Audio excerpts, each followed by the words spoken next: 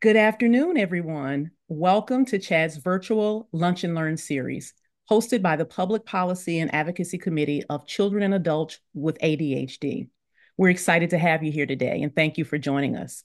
I'm Tanya Murphy, co-chair of the Public Policy Committee and a proud member of CHADD's National Board. It's an honor to be part of CHADD, the largest ADHD advocacy organization representing the at least 15 million children and adults with ADHD throughout the US.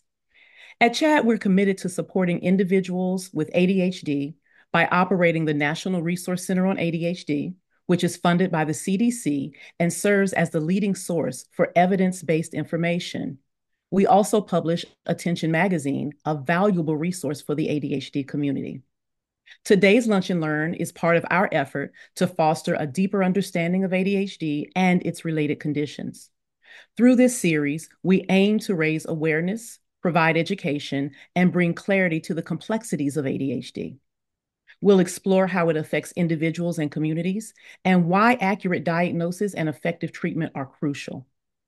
On behalf of myself and my fellow co-chairs, Ingrid Alpern, JD, and Dr. Jeffrey Katz, thank you so much for joining us today. And now I'm honored to introduce our moderator for today's event, Trent Urich, a dedicated member of CHADD's Public Policy Committee and co-chair of the Advocacy Subcommittee. Trent, you have the floor. Thank you so much, Tanya, for the introduction, and thank you, everybody, for joining us today. This is our second Public Policy Virtual Lunch and Learn, a quarterly webinar series that we launched earlier this summer that's designed to educate legislators, congressional staff, agency representatives, and other relevant stakeholders about ADHD and the policy issues related to ADHD. My name is Trent Ulrich. Like Tanya, I am a member of CHADD Public Policy Committee and a co-chair of our Advocacy Subcommittee.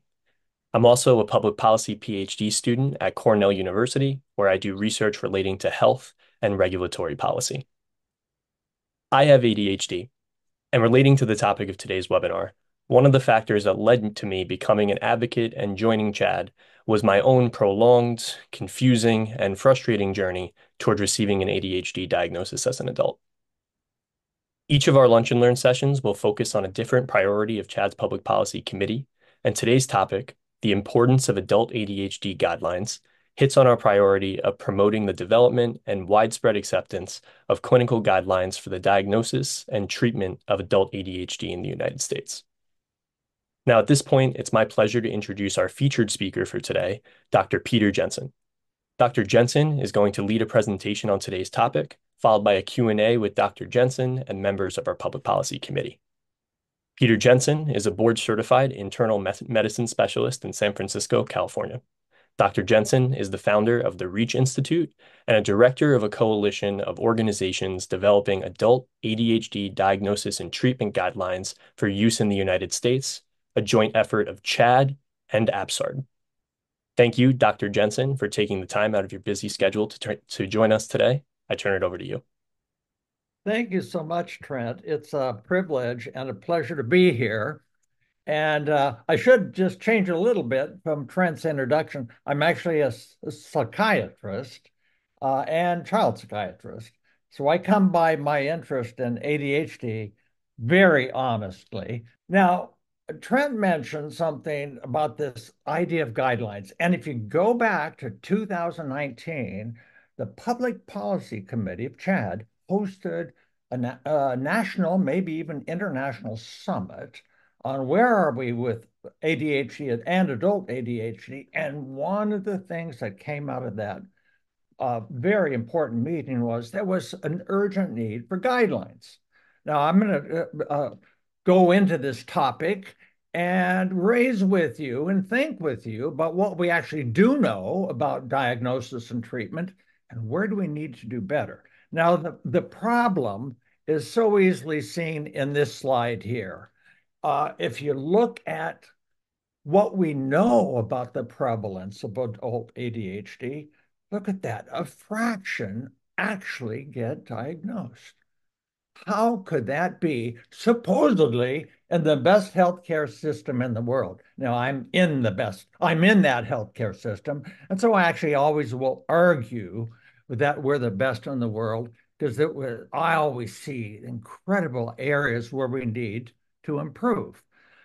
So it does raise lots of interesting questions.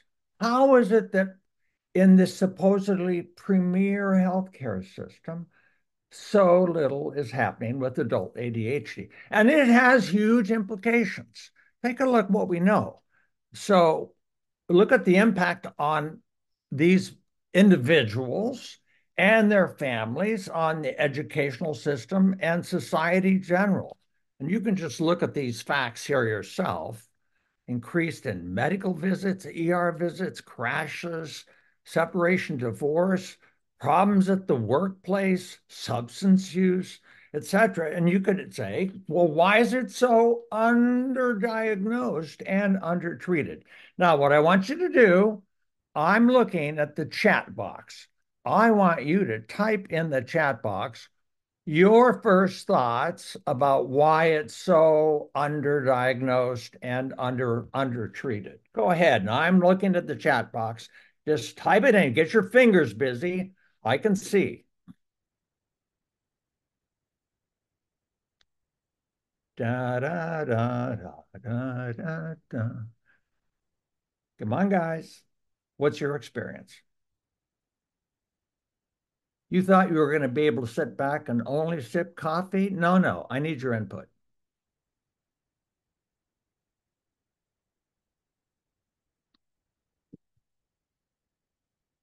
Oh, I can't see the chat. Oh, okay. So Karen, thank you.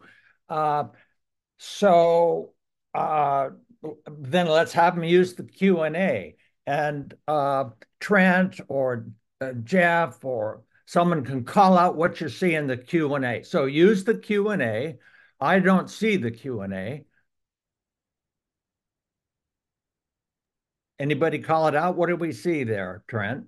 I'm happy to call some of these out, Dr. Jensen. So we have some responses here. Somebody said adults have developed coping mechanisms. Another person said misdiagnosed for depression, anxiety, etc. Um, somebody said we people with ADHD don't like to ask for help. We also don't want to burden people. There's talk of lacks of access to care, and a lot of similar answers. All right, that's great, Trent. That's terrific. And those are wonderful initial responses.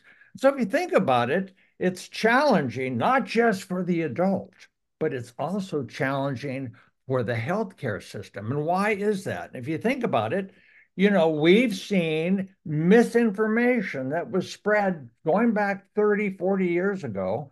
Adult psychiatrists and everybody in primary care was thought, no, you get over at age 10, 11, 12. So that penetrated the public consciousness. But it's worse. There's no ADHD training, hardly any at all, for adult psychiatrists. How would I know that? I'm an adult psychiatrist as well as a child psychiatrist. And I've been very involved in residencies, including adult and general residencies and child. So the only place you really learn about it systematically would be in a child psychiatry residency. Now, pediatricians learn a bit about child ADHD, but if you actually look at their training, it's a smattering. Now, how about internists? How about family medicine? Close to zero. Family practice is a little bit better, but not by a lot. So the other issue is think about if you're thinking about mental health, oh, you're going to see all these other comorbidities. And we know that's a real occupational hazard for the general psychiatrist. They see what they always see. Yeah, and of course, some of the points you made, Trent, people don't want to talk about it. They found other coping mechanisms, uh, but clinicians don't know how to interview about it. Or if they begin to wonder about it and someone comes in and says it, hey, well, maybe he's just looking for drugs. So if you think about how it actually changes adult ADHD as it morphs over time, just look at this very interesting graph. So when a young child is born, they have all of this. The dotted line means support from adults, parents, the environment, this dashed line. And so at the very beginning, in school age and adolescence, you see these symptoms of inattention. That's your blue bar. You see impulsivity, that's your yellow. The green is your hyperactivity, impulsivity. And you see a lot of these symptoms in spades, okay? But what happens? Some of these symptoms begin to decline, principally the hyperactivity. And that's where the myth came. Oh, yeah, you always grow out of it. Okay. Well, a lot of that squirreliness you see in kids doesn't get better. But in fact, there's still some impulsivity. And the thing we see persisting into adulthood is this blue line here, the inattention. Now, okay, that's all good. Well, what happens? If you got your mom there to make sure you get your homework done or stay up late at, like with my son with ADHD, my wife stayed up all night uh, and then made excuses for him, the following day when he was late for school because, they stayed till 3 in the morning finishing his homework. Well, okay, lots of environmental sports. But what happens when you go to college? Bam, he failed. Okay. So you can see the you know, some of the external symptoms, the impulsivity and hyperactivity lessened, but the inattention persisted. Now, over here, here's another dashed line. Look at this one. This is environmental demands. He should be able to do it on his own. That's kind of what we begin to hear about from my son. And teachers and others have resist the idea that they needed to do any special. And now you all know this, but this is why the healthcare system generally fails when we make that transition from college age to adulthood. Demands have increased. Still, inattention may be very prominent, as well as impulsivity, but not so much the hyperactivity. Okay, so now that's a really important set of principles and facts that we need to keep in mind. Now, it doesn't change the DSM-5, and so we still use the same criteria for kids and adults, but in adults, we say, we try to take into account there's less of the hyperactive impulsive, and so we don't require 6 symptoms. Notice it says 5 here. So when we move into adults, we require a little bit fewer of the symptoms. And that's kind of basically how the research has pushed us and prepared us to kind of think in that direction. Although you might argue most of the action is still going to be in the inattentive. But yeah, for some people, there's still some of the hyperactive impulsive. All right. Now, you might have heard a very common term about executive function. What in the heck is executive functioning? Well, that's kind of the prefrontal cortex area right up here, and it is responsible for sustaining attention. And it's got 2 types. There's attention that says, you better get this done now, Buster, or there's going to be consequences. That could be a parent. That could be a teacher. And notice it's external. But a lot of things can give you external, kind of externally driven attention. A very powerful, interesting video game might actually do it. Or a saber-toothed tiger staring you in the face. Do you have trouble paying attention to that? Not at all. Okay. Will you run? Yeah, you will. Okay. But how about if it's something where you have to think about something and maintain it inside your head and think, well, I've got this and this and this to do. How do I figure all those things out? What should I do first? That's also in the same area of the brain. Okay. So what we've learned is this, you could argue in many ways. This is why someone says, well, how could he have ADHD? He can play video games all day long. Well, they're missing the point. The part that's a problem in ADHD is this internal, goal-directed, personally motivated attention, or a part of executive functioning. And so that's what we've known over time, over the last couple of decades. Kids and adults are always paying attention. Even if you have massive ADHD, it's what you're paying attention to and how, whether you can sustain it. But as long as we're awake and conscious and not dead, we're always attending to something, including attending to our daydreams or our random thoughts. All that's part of, now that's kind of things we've learned. And so, as you can see, there's a lot of area for misunderstanding, even in healthcare providers. Someone who says, well, how could you have ADHD? You graduated from law school. Well, they don't totally get it. I remember one patient said to me, oh, I just couldn't do it. I couldn't do it. I couldn't do it. And I finally got into law school with my C pluses because I was so effective as working for an aide for a governor because I love putting out fires. So exciting things. The governor wrote a letter. I got the Supreme Court's justice in the state to write a letter. I got into law school. How did I graduate? I don't know. But man, once the bar came, I crammed and crammed and crammed because I was desperate. I was anxious. I was overwhelmed. Well, this person came to see me as an adult now because he now had a very boring job. He was working as a presidential assistant, sitting in conference rooms all day long, supposedly taking notes. He was being killed in this non-stimulating, extremely tedious, boring environment and needed to be in the action again. Okay, so people may miss all of these things. And so we have to really understand executive functioning. Now, what this means for a provider, they've got to understand that information and think about what an adequate evaluation does. And yeah, it actually includes a physical exam, but think of the skills required. How do you interview the patient or the spouse or others, or maybe even this adult's parents or other relatives who might know how this person was as a kid and what they're struggling with now? And so now just think about the burden on an internist or family practitioner.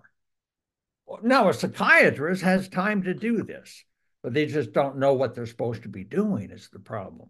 All right, so yeah, the DSM-TR criteria, and it does mean they're going to have to take so a skillful interview historically and currently from multiple sources, getting rating scales, okay, thinking about how this is affecting them, and looking at the comorbidities because, yeah, most people with adult ADHD have also some anxiety or substance use or depression or other areas as well. Most have more than one problem. Okay. All right. And it's easy if you're a psychiatrist to get distracted by the anxiety because that's what you do all the time, or the depression, or thinking about it must be personality problems, or maybe it's substance use and they're trying to get stimulants. Okay. So think about what we're going to have to do in our healthcare system. So during that interview, during that evaluation, look at all these steps here. Think about that. Not necessarily done in a quick 15-minute interview. So think about what that, if it's a primary care provider, how they're going to have to schedule multiple visits, take some extra steps to get additional information, figure out some of the other questions that might be involved, including looking at other explanations. Could it be a stressor? Is there a medical issue or problem? Maybe it is principally anxiety or depression or substance use. And how do I sort this out? Now, what I want you to do in the it's not the chat box. It's the Q&A forum. Trent's going to look at this for me. So type in what you think this should mean. What are the implications in terms of missing knowledge for providers? Or if you want, what do we need to do to educate adults with ADHD or maybe even the general population? Toss that into the chat box. And Trent's going to fill us in what your thoughts are.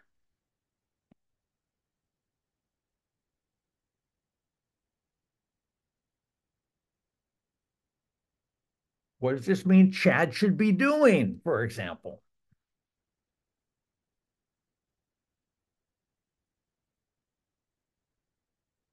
Starting to get some responses in here. I'll start reading some of these off. One individual said we should include ADHD in all curriculum for providers, nurses, and social workers. Absolutely. Somebody said we need more specific guidelines for assessment. Some comments that the process seems too long. There's misdiagnosis and missing supports. Another comment that we should have mandatory course for psychiatrists and other medical professionals if they're going to diagnose ADHD.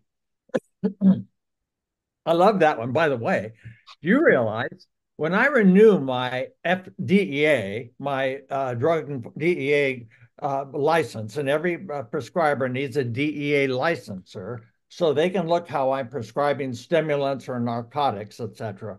The DEA now requires, because of the opioid crisis, an 8-hour CME for everyone to, even though I don't prescribe opioids, before I could get my DEA reauthorization, I had to complete a mandatory 8-hour training. So, who's ever thought of that idea, man, that's a great one for public policy committee to pursue. Anything else there on your list there you want to raise?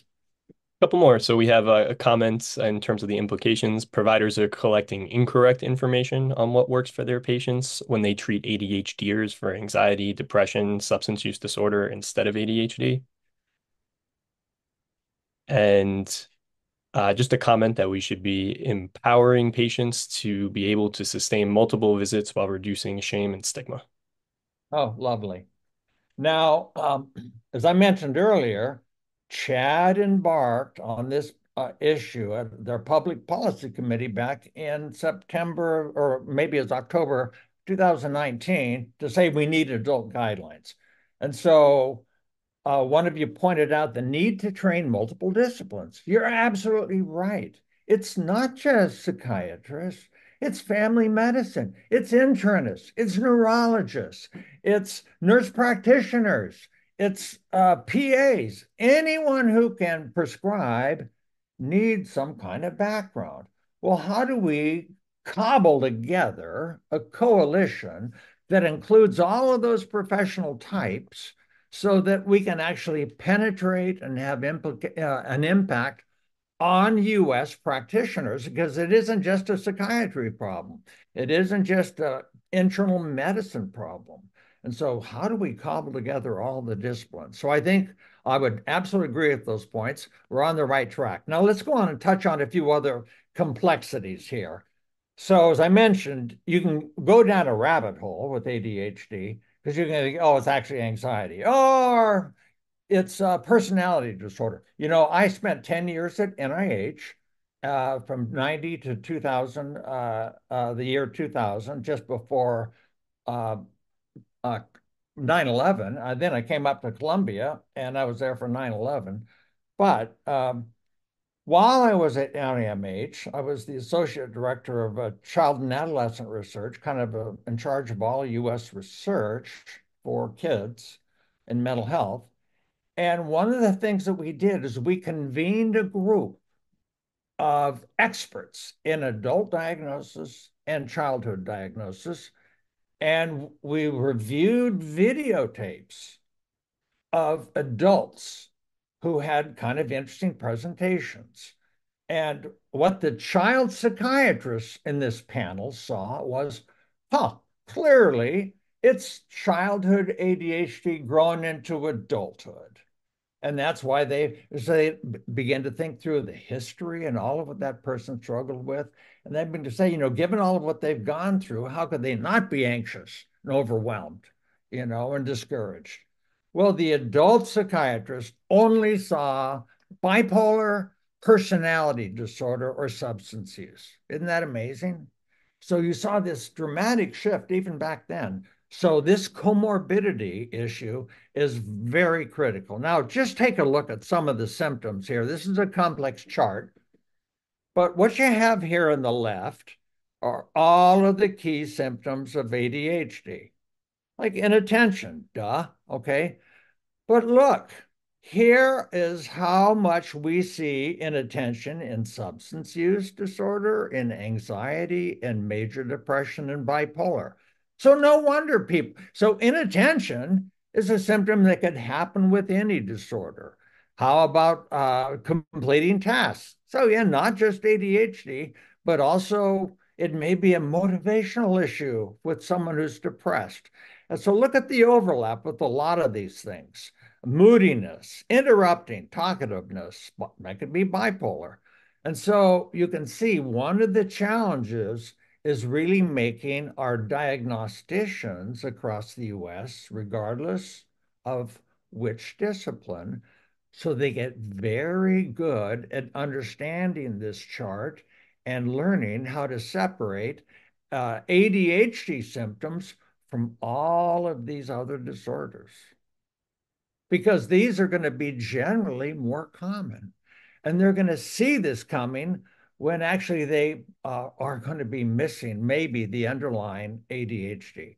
So, what this means is, as one of you pointed out, we desperately need very targeted, clear guidelines. Now, it might shock you, it should, that there's about 40 now adult ADHD guidelines across the world, but not one in the US. We have them in Canada, we have them in the UK, we have them in multiple countries in Europe, we have them in Australia, we have them in Korea, okay? Not in the US. Okay, so that does mean, how do we get the information out to begin to penetrate practices and residencies so they learn how to look for not just ADHD, but all of the comorbidities that'll get confused with? All right. So here's just some of the kind of critical lessons learned.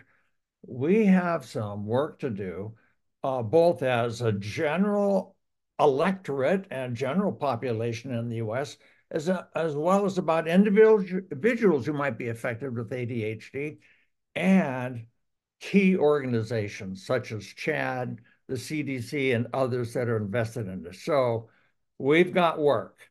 So let me just summarize kind of some points here. If you think about assessment and diagnosis, here's our challenge.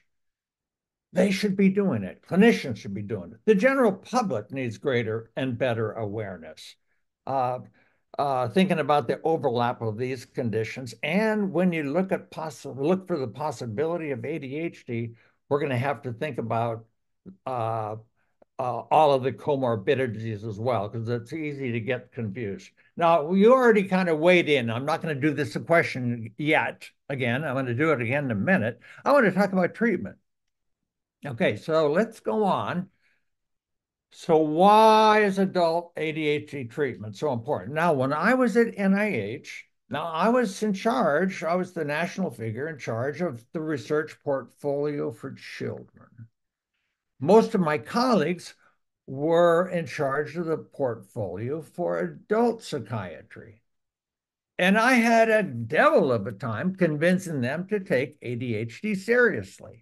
And because they didn't think it was a real condition. Now, these are supremely effective and competent adult researchers, and even they totally didn't want anything to do with ADHD. And so we were trying to do national epidemiologic studies, and they didn't want ADHD included because it wasn't like schizophrenia or bipolar or depression, their favorites. So it was a tough sledding, and I have to say I didn't succeed during that decade. But we've learned more things since then, and now we know from other studies, particularly in countries where they collect health system information from birth, from womb to tomb, okay, birth to death, and they have a way. And so Sweden, Denmark, Norway, Finland, etc. And so we know from one of those kind of major countrywide databases that the diagnosis and treatment is actually linked to improved life outcomes. and prevention of comorbidities and prevention of death.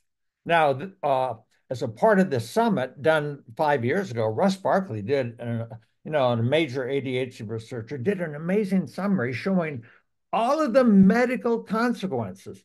So if you have ADHD and you go untreated, you are substantially at increased risk for early death because of other kind of related problems, whether it be substance use or obesity, but heart disease, you name it, kind of the list goes, well, accidents, the list goes on and on. So the need to treat, once we've diagnosed, the data just are so strongly now in support of it.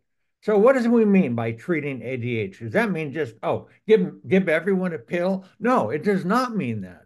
That might be part of it, but this is kind of now this some of these slides I'm sharing with you. We do a major training for family practice doctors all across the US. All right.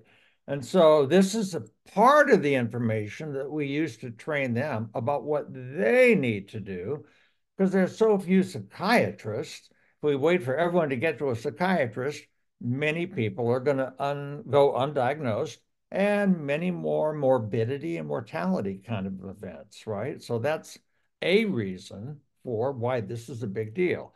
So here's part of the point we make with them. Yes, there are medications. Okay, we want to teach about that. But look at all the things that you need to do to counsel a patient that could also be linked to morbidity and mortality if they have ADHD, because these are also some of the ways you can kill yourself. All right. So they have to understand exactly what ADHD is. And yes, there are some therapies. I'll touch on those briefly. But there's a lot of other issues. Maybe they need a different job and they've been kind of butting their head against the wall, trying to be a corporate tax lawyer, the most boring job you can imagine, when maybe they should have been a courtroom lawyer arguing in front of a jury. Much more interesting job. All right, so think about all of the things that maybe families might need to do to get educated and to support the patient, as well as what the patient might need. And so we'll come to medicine in just a minute, but think about, could I change this person's environment to make their environment more forgiving? So some of the more successful adults I've treated with ADHD, with adult ADHD, had the wherewithal to say, I'm going to hire a really terrific assistant. And his or her job is to keep me on point, to say, oh, you got to get this bill paid, or you got to do this, or you got to return this call. They shove a to-do list in front of them. Maybe at the beginning of the morning, check in an hour later, how you doing on your list? Somebody who serves as that organizing function that most of us have in the brain. It could also be an external person, or it could be an app. Perhaps it's an app. But there are things, as one of you pointed out, people do learn to develop coping strategies. My son, who has ADHD, once visited him when he was off after he moved out of the house. And I went into his bathroom and he had stickum notes all over the yellow stickum, little tiny notes like that, all over the mirror. I said, hey, what's this? And he said, well, that's my to-do list. And I said, well, how does that work? And he said, well, when I can't see to comb my hair, then I know I have to take 2 or 3 off. And that's how I keep organized. A very bright boy, but he had his work cut out for him.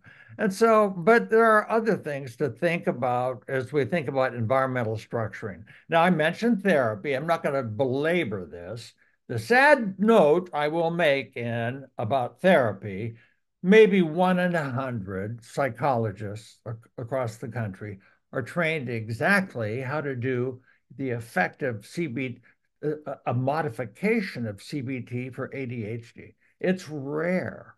And so, yes, we have now proven methods that work for adult ADHD. And I'm sure you'll get a PDF of my slides later. but look at what it includes. Is this therapist teaching you new skills? This isn't talking about your childhood, and how you're upset when you didn't get a dog. No, it's teaching skills for the current present time, strategies for managing some of the things that get you in trouble, setting goals, as well as a few. So that needs to be part of the therapy. Now, if we are going to turn to medicines, think about what a good prescriber has to do ahead of time. Just look at this list. Now, if you're an adult with ADHD, any of you may be online, did you get this support and information? I hope so. Did your doctor do this or your prescriber? Hopefully. All right. Now, what I'm going to show you a little more, some dense charts here. But when we talk about medicines, the only major ones I'm going to cover are the stimulants. And notice here, we have two major classes of stimulants. None of them are better than the other in terms of efficacy. One could argue maybe there's slightly more side effects with the amphetamine compounds and maybe a smidgen less efficacy with the methylphenidates.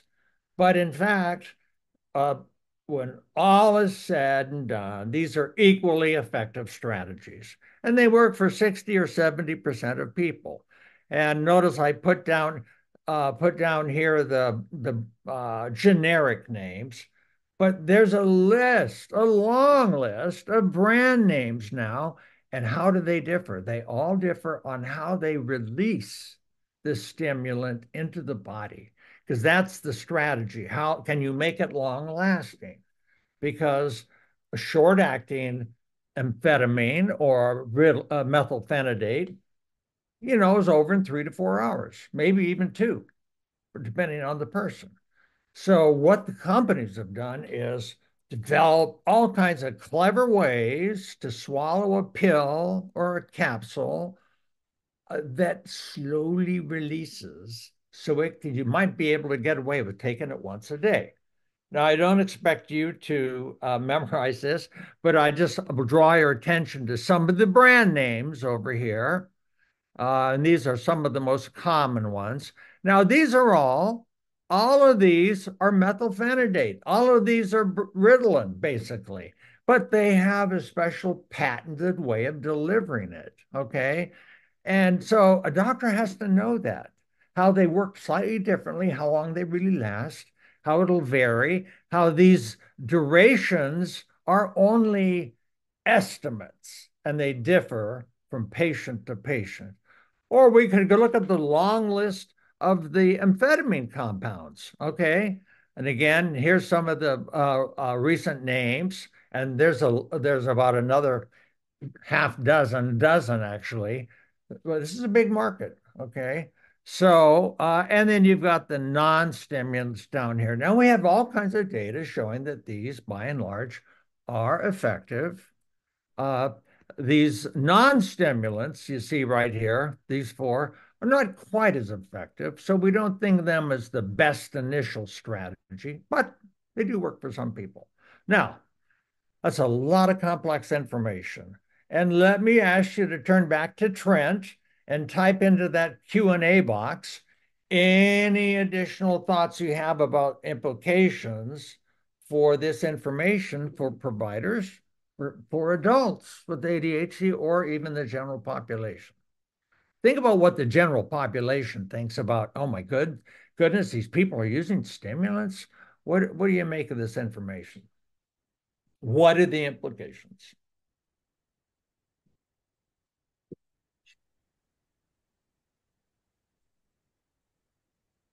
For the next time we do this, Dr. Jensen, I would like to get Jeopardy music like you were doing in the beginning. Really add to this. I should have brought my guitar.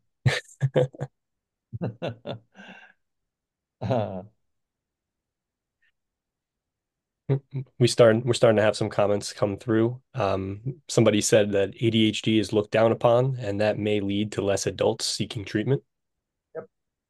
Another similar response, folks aren't seeking treatment and needed due to stigma. Oh, he's a druggie. Oh, he's taking an abusable drug. I'm not going to have my spouse do that. Yep. A comment that sometimes patients will give up while waiting to discover the correct medicine and dosage. Oh my goodness, what a great comment. And not just patients, but providers give up. And so they'll try one dose and they'll say it's not very effective. And they don't know how to really kind of screen, track, just like in measure of blood pressure. How does the internist look at you and say, "Oh, that blood pressure medicine isn't working so well," or "It's working great. You got a smile on your face." No, you got to use a formal, proven assessment tool. And so and that provider needs to avoid those mistakes as well because they get scared if they don't have support and training, as may the patient. Oh, I don't want to take such a high dose. So a lot of misinformation. We have a good related comment here, Dr. Jensen, that prescribers would be uncomfortable, who are uncomfortable with stimulants, want to go to a non-stimulant first, which will then delay access to an effective treatment. Absolutely. Absolutely. All right. So now you guys are in the heart of kind of, I think, why this presentation really I was requested. So, Chad, based on the recommendations from the Public Policy Committee, going back to the summit in 2019, decided to embark on developing. We realize there's a critical need for guidance in the US because insurance companies were looking the other way. Medicare, Medicaid looked the other way. The DEA tortures uh, the population when they're worried. They say, "Oh, there's way too many stimulants out here." So, yeah, there's possibilities for diversion or abuse. But those are tiny problems compared to the vast number of adults with ADHD that aren't getting treatment. So I mentioned all of the countries that are doing it. And you could argue, well, why don't we just use one of the other countries? Well, that's a very different healthcare system. They don't have PAs or nurse practitioners necessarily in, for example, the UK or Korea. In Korea, for example, the guidance is only for psychiatry and neurology. And so there's very specific issues and questions here and we have a real mix of multiple disciplines. So what Chad decided to do was convene a group that would include nurse practitioners, psychiatrists, internists, neurologists, uh, psychologists, not just CHADD, but also NAMI and other major organizations. So trying to bring all the potential players into kind of a discussion and corral them, say, let's develop an adult ADHD guideline. So that process is well underway.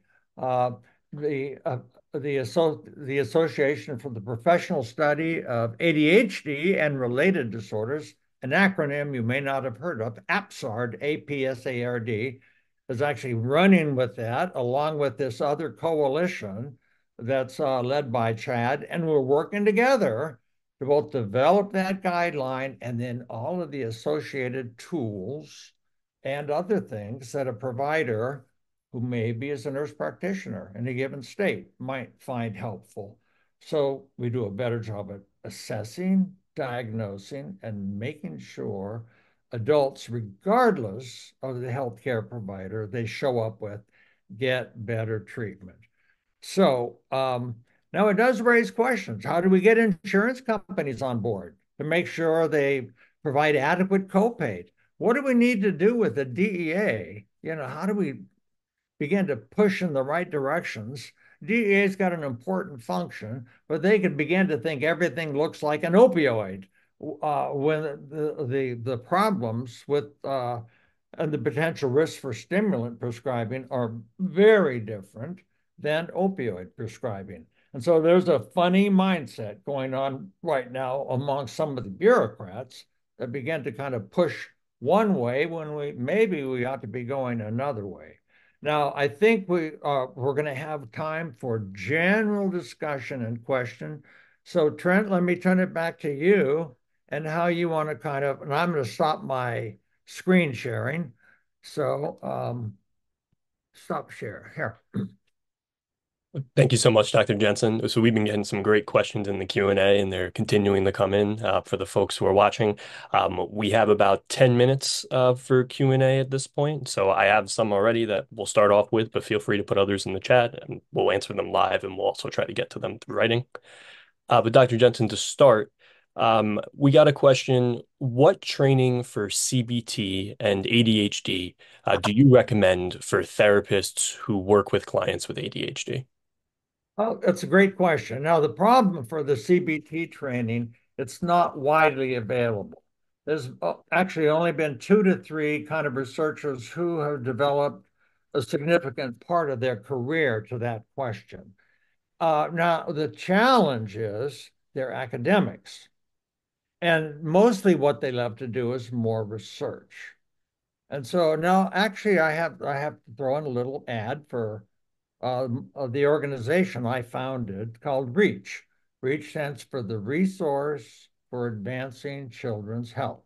The reason I founded that organization is I'd spent 10 years at NIH and discovered that when new research is done, it takes 15 to 20 years for actually practitioners to actually begin to do it. And so I realized leaving NIH, I'd spent a decade doing kind of major studies on ADHD and depression and those kinds of things. And I realized all that work was useless if it was going to take 15 years to actually penetrate practice. So I realized I needed to start a different kind of nonprofit, one that was pushing and helping practitioners apply the latest research so that when you go to your healthcare provider, he's not 15 years behind, and better that she is ready to do whatever and she knows the latest science because she's been up to date trained. So that's the problem for CBT. So what would I say now? There are a few national organizations that are trying to do these kinds of things. So if you want DBT, dialectical behavioral therapy, there's an organization now doing that formal training. If you want CBT for depression, there's organizations formally do that. They're separately established as is REACH. And so we do those formal trainings. Now, if you came to me and said, can REACH do it? I would say I would approach people like Steve Safran or Mary Salanto, and I'd say, hey, let's work together. You're a researcher. We will help you spread your research. And what we'll do is we'll try to cobble together 30 or 40 people so we can do a reasonable training so you can continue your time doing more research and you don't have to set up a separate nonprofit. So we'll work with you. And so that's the thing. If I had a bunch of people from this webinar saying, please, can you work with Mary or Steve or someone else to set up a training? Well, that's the first thing I do is to call them and say, how do we do this? And how can REACH help you? Because we know you've got plenty of other things to do. So that's a very interesting question, Trent. Long answer, sorry.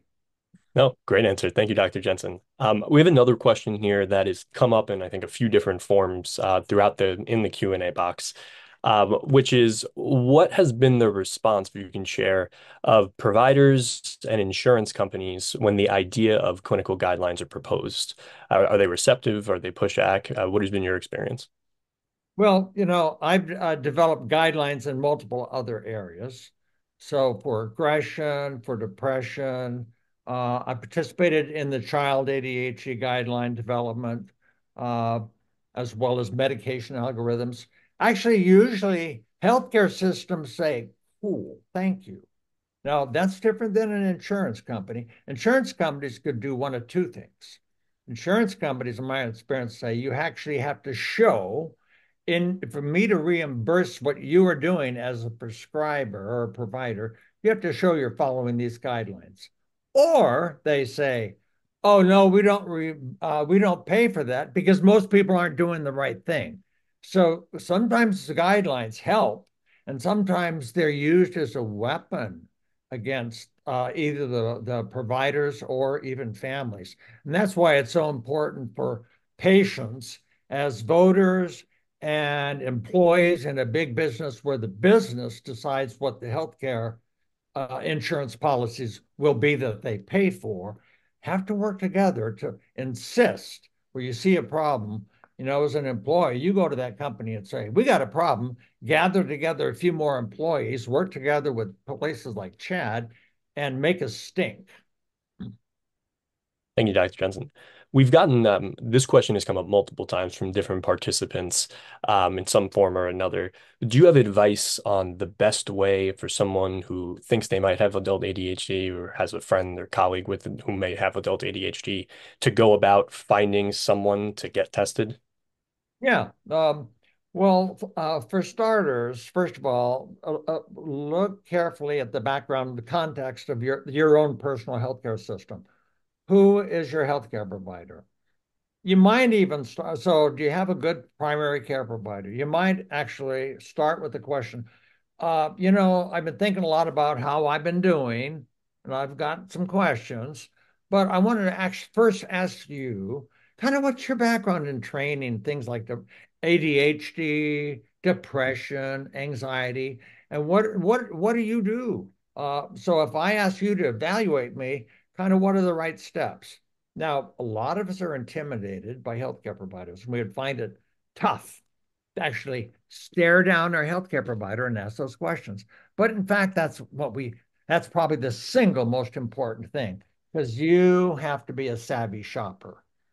And if that healthcare provider, is mealy mouthed about that and can't answer your question or seems to hesitant to give any details, probably have the wrong provider. You could also ask, what are your organization's guidelines for adult ADHD? Now, there are, this question is up for me a lot because I have family members, friends, and they always send, for starters, an adult ADHD symptom checklist. So if you go online and you type in ASRS, Adult Symptom Rating Scale, developed out of a colleague at NYU who's actually working on the adult guidelines. So download that little PDF form. It's a useful checklist about the possible ADHD symptoms. But remember, it could be depression. It could be anxiety.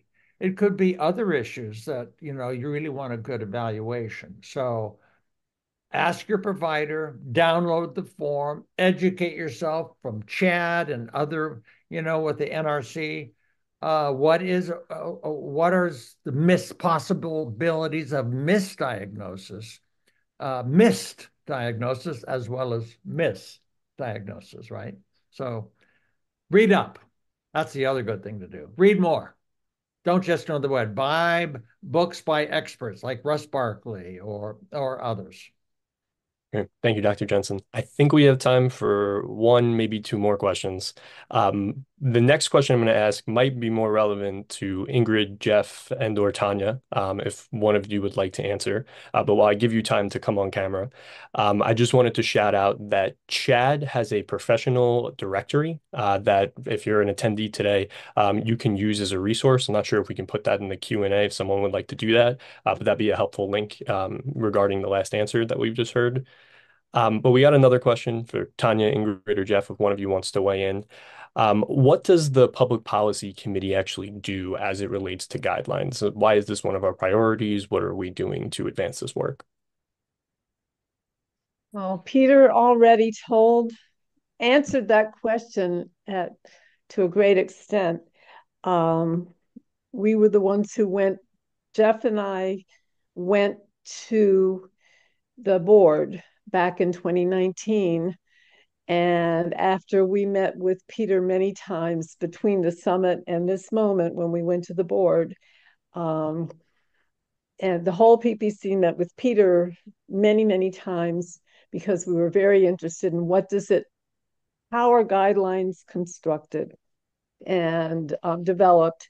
And so Peter explained it to us. We wrote a memo to the board. We presented it to the board and told them that we thought that CHADD should be working to develop guidelines. And the board unanimously accepted that. And we also said that we thought that Peter should be the director because he has already developed 2 other sets of guidelines, which is a very difficult, painstaking, and important to be careful. One of the things that pushed it for us too was that we knew that adults were having a lot of issues with ADHD, and the Public Policy Committee does look at regulatory and what changes we would want to see in the system, or that can be done through Congress to understand ADHD. And spending all those meetings with Peter really convinced us that how do you present that to Congress or to other people in those kinds of positions without really having a clear way of saying, oh, this is what it is for an adult, and this is the how we look at it, and this is the way it's treated.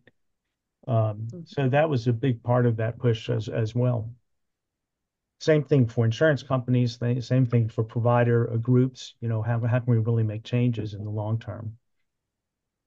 I think that Go ahead. I'm sorry, Ingrid. One of the things that, because part of that question was, what does CHADD's Public Policy Committee actually do as we move this forward? Once the guidelines are established, we will be working with our coalition partners to be able to make sure that, number one, they're educated about what the actual guidelines are.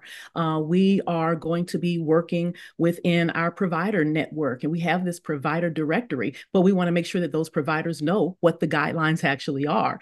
We currently have coaches that are coaching people with ADHD, but once they determine and once it's determined what the guidelines are, some of that coaching may ebb and flow and change a little bit. Well, we have the responsibility as the Public Policy Committee to make sure that people have the accurate information to be able to not only diagnose and treat ADHD, but to be able to provide coaching to people with ADHD, to provide therapy to people with ADHD. We're reaching a broad audience as we talk about this, and we're extremely excited about it. Yes, we want to be able to educate Congress, but we also want to make sure that we're at the table as we discuss this with insurance companies. It should not just be a matter of the doctor is at the table with the insurance companies, but CHADD, the #1 organization that represents and advocates on behalf of people with ADHD, we will be at the table to make sure that our voice is heard and our members' voices are heard when it comes to things like making sure that our insurance companies are managing this in a way that actually makes sense and in a way that is also culturally relevant, which is something that I know that Dr. Brandy is addressing later on, even this evening. We have to be able to make sure that as an organization, when we talk about public policy, we're not just limiting ourselves to regulations and just what's happening on the Hill. We really are opening the door to be able to make sure that our coalition partners understand what we're doing and why we're doing it, and they're educated about the information that we're giving. We give phenomenal research. I mean, Dr. Jensen has just poured out, you just got some CEU credits today. You know that. Like, literally, let's just be real.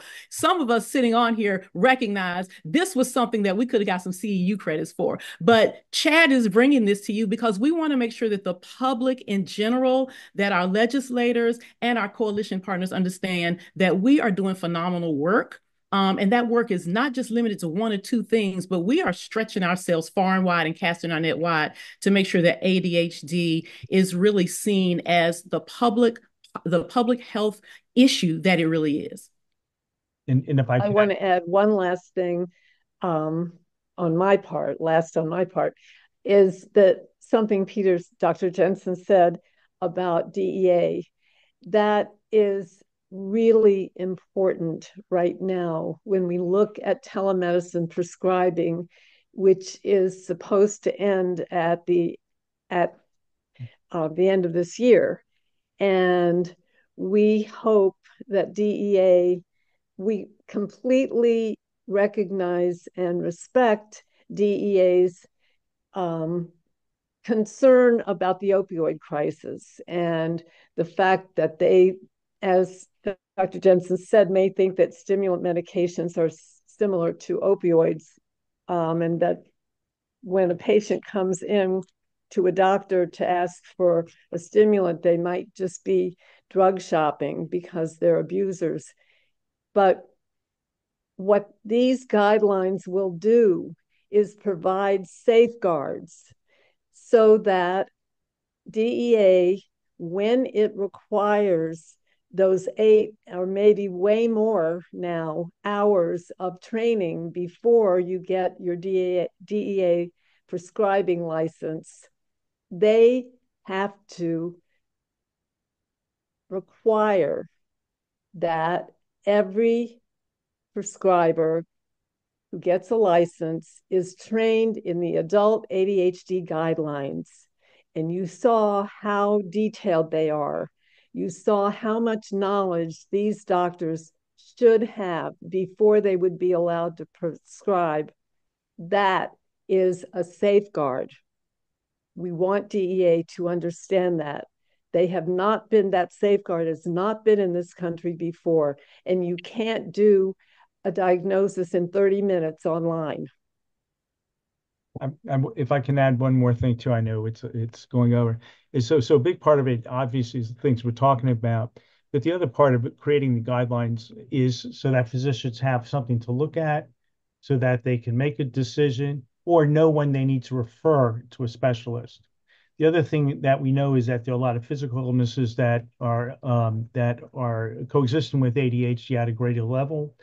And for example, diabetes and liver problems. And there are many patients out there that the specialists may realize they're not following our treatment recommendations. What's wrong with them? Well, what's wrong with them is they may have ADHD, and that may be why they have trouble following treatment recommendations and why they may be obese in the first place, because there's research that shows those kinds of correlations and causations. So it's not just for us, but there's a whole realm of patients out there that we feel that doctors need to be considering ADHD and whether that's something that could be interfering with their patient's functioning. Absolutely. Well, thank you, Jeff. Thank you, Ingrid. Thank you, Tanya and Brandy, for your input there. We're right about at time here, a couple minutes over. So I'm going to move towards wrapping us up. I'll conclude us in a second. Dr. Jensen, I just wanted to check quick if you had anything else you wanted to add before we get towards wrapping up here. It's a privilege to be here. Thank you for the invite. And don't leave all this work just on CHADD. You know, there's 150 people have signed in today. What can you do?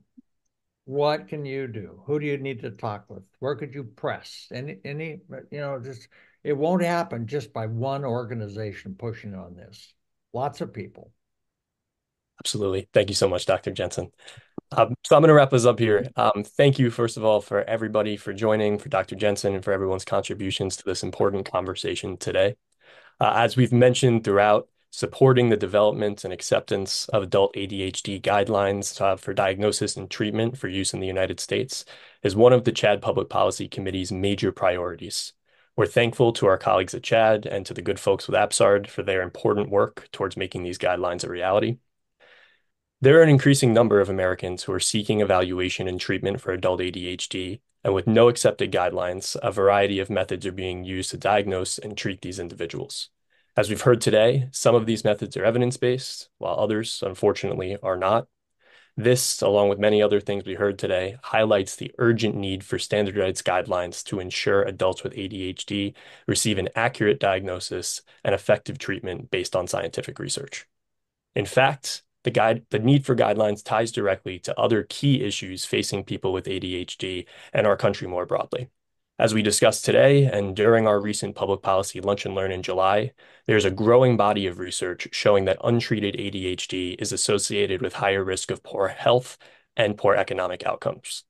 Developing and adopting clinical guidelines for adult ADHD is a crucial step towards addressing the serious risks that untreated ADHD poses to the health and economic viability of millions of Americans. Thank you once again for your participation, and we hope to see you at our next Lunch and Learn meeting. Our team at CHADD will send out an email with information announcing our next session and how to register, and we invite everyone here to join us once again for that meeting. I'd also encourage you to join other CHADD events You can find the video and summary of our July Lunch and Learn on our website, and we're going to upload the video for this session as well. But if you have any questions, comments, or you just want to connect with our committee following our meeting today, please don't hesitate to reach out to us through email at publicpolicyliaison@chadd.org. That's publicpolicyliaison@chadd.org. That's a wrap on our September Lunch and Learn. Have a great rest of your day, and thank you again for your participation.